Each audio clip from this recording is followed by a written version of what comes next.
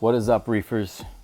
Today I'm working on a 500-gallon tank that originally started off as a reef tank, but has slowly made its transition to a shark and stingray tank. More of a predator style tank. As you can see, we got this giant leather coral here, which is just so dope. It's got nice long green polyps, but its polyps are in right now because I was doing a little bit of cleaning in the tank. You see, you got some euphyllia, some torch corals in here, some mushrooms, nice leather coral right here. Tons of rose bubble tip anemones. These things just won't stop propagating in this tank. So far, we just got the leathers, the euphyllias, just some softies. No SPS in here yet, although I am going to be bringing him some different types of monopora. I'm thinking Season's Greetings, a nice bright pink monopora that I have, and a nice green monopora that I have, kind of add more color to this tank. So we got some tangs, your standard reef fish pretty much. You get tangs, anthias, chromis, all different types. Your wrasses are in here. I think there's a Melanaris wrasse, along with, the star of the show, of course, the horned shark.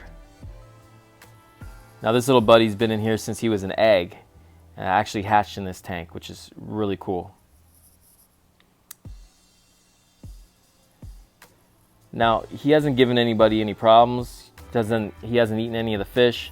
As a matter of fact, none of the sharks in this tank have eaten any of the fish as of yet. All the fish seem to be pretty straight, all happy. As you can see, the stingray right there. He hasn't actually bothered anybody either, the stingray. We've been lucky so far. Now that's not to say that these sharks and these stingrays won't. It's just they haven't so far. If anything, that little powder blue tang right there is kind of the boss of the tank. He goes around and he bullies the stingray pretty bad.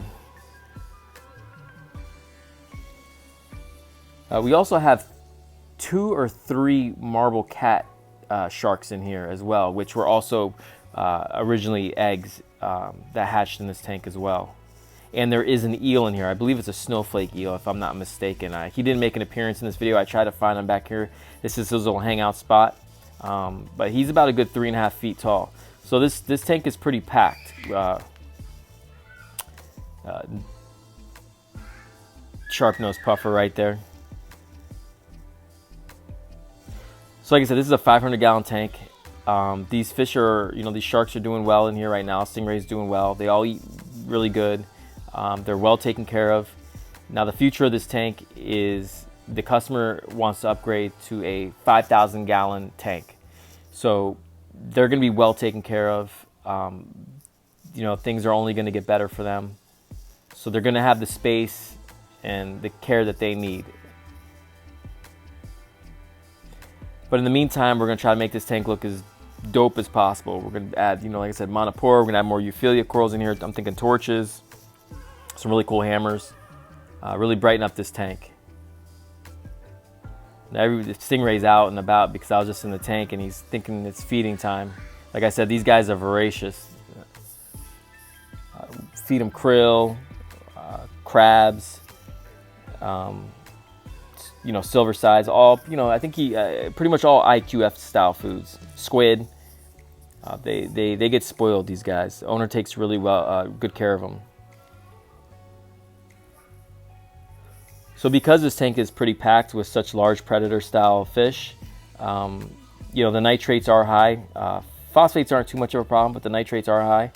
How we deal with that is every 2 weeks we come out and we do about a 50 to 75% water change. So that means literally taking 250 gallons out of this tank every 2 weeks and replacing it. Other than that, you can see the rocks. There's no algae issues. Phosphates under control. See that little catch fish right there swimming over that stingray.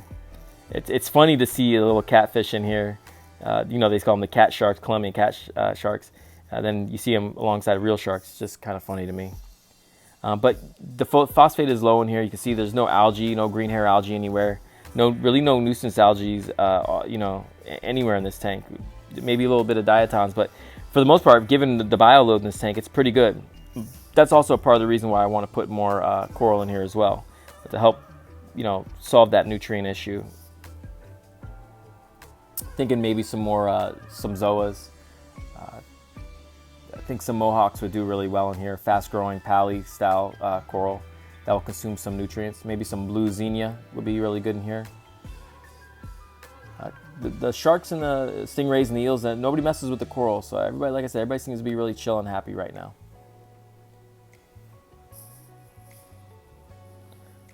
But I mean, having this in your living room, people come over. I mean, what a conversation piece. You come over and you got 3 dang sharks, and not to mention your reef fish and the coral. It's pretty dang cool.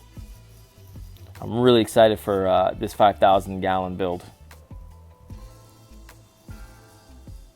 Now, I wouldn't recommend getting these sharks or the stingrays or even the eel unless you have the means to take care of them and the tank size to take care of them. Now here's a sump area, nothing crazy, standard size protein skimmer. But he's got a huge, I mean, the refugium is good size, and that chaeto just grows like crazy. That's our main nutrient control right there, is that chaeto, and with the water changes. So we're done with this water change, and like I said, these guys are going to be well taken care of, but if you plan on getting sharks, make sure you have the ability and the tank and the space and the time to take care of them. But they're super cool. Thank you. So that's it. Just a big water change. Tank looks good. We're done for the day, so on to the next job.